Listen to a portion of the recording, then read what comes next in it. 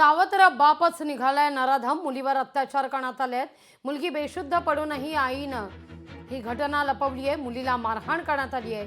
गळ्यावर चटके सुद्धा देण्यात आले. छत्रपती संभाजीनगर मधला संतापजनक हा सगळा प्रकार आहे. वर्षभरापूर्वी आईनं दुसरं लग्न केलं आणि या सावत्र बापानं 10 वर्षाच्या चिमुकलीवर अमानुषपणे अत्याचार केलेला आहे. ही घटना बुलढाणा जिल्ह्यात घडलेली आहे.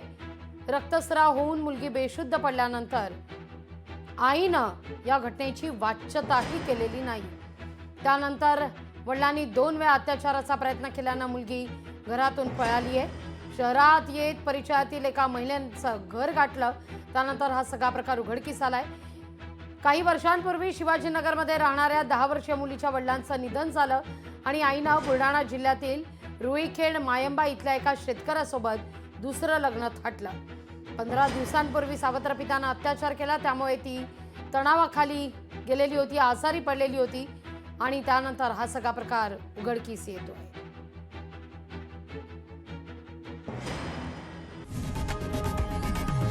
लोकशाही मराठी ऐका, पहा, जागरूक रहा.